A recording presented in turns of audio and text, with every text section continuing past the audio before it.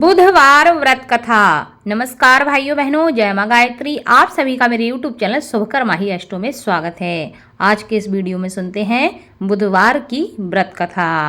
बुधवार का जो दिन है, सभी देवताओं में सबसे प्रथम पूजनीय भगवान गणेश को यह दिन समर्पित होता है। बुधवार के दिन उपवास रखने का विशेष महत्व शास्त्रों में बताया गया है, क्योंकि बुधवार के जो देवता है वह भगवान गणेश है, जो कि बुद्धि के देवता माने गए हैं।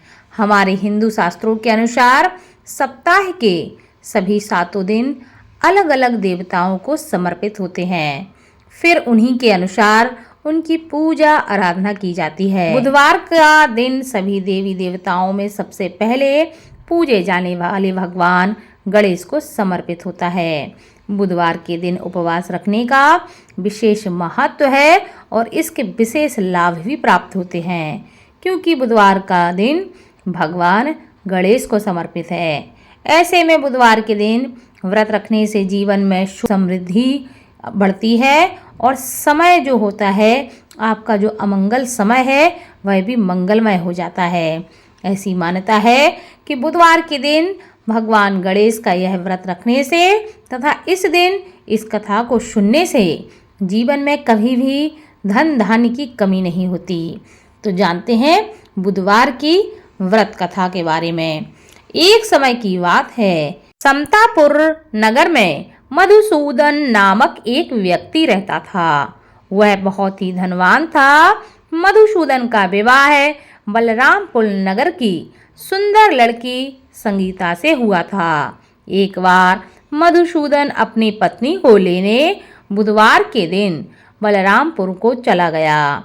मधुसूदन ने पत्नी के माता पिता से संगीता को विदा कराने के लिए कहा। माता पिता कहने लगे, अरे बेटा, आज तो बुधवार का दिन है। बुधवार को कभी भी पुत्री को मायके से विदा नहीं किया जाता और बुधवार को किसी भी शुभ कार्य के लिए यात्रा नहीं करते। लेकिन मधुसूदन नहीं माना। उसने ऐसी शुभ और अशुभ की बातों को न मानने की बात कही। वह कहने लगा कि मैं इन बातों में विश्वास नहीं करता हूँ। माता पिता से आज्ञा लेकर दोनों पति पत्नी ने बैलगाड़ी से यात्रा प्रारंभ कर दी।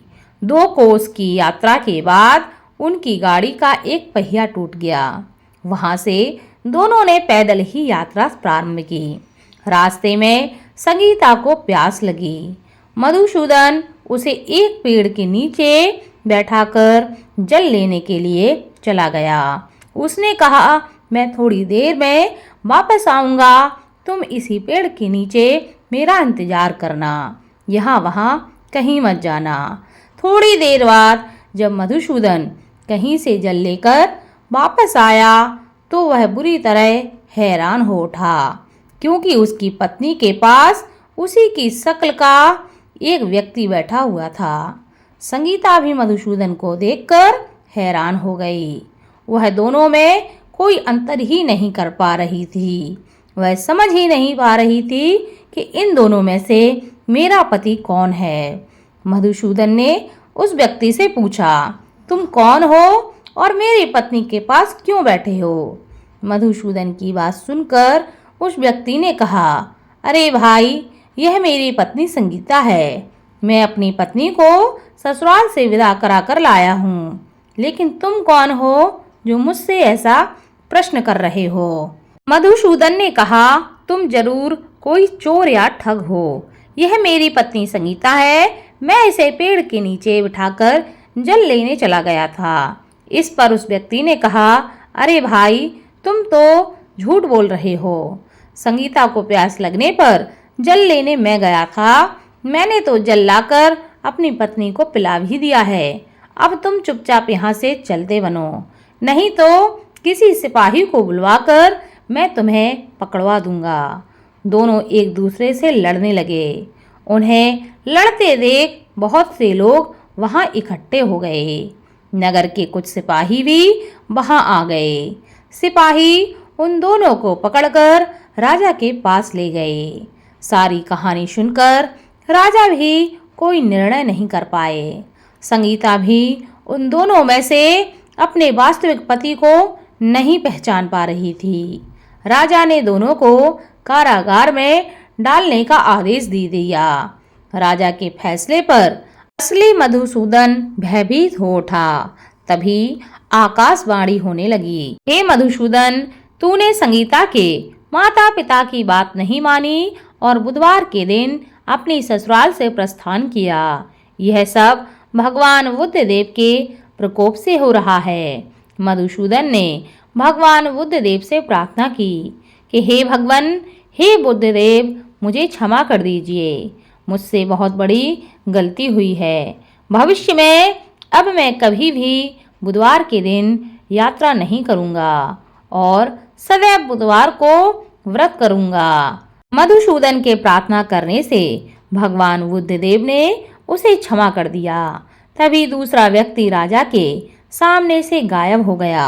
राजा और दूसरे लोग इस चमत्कार को देखकर हैरान हो गए।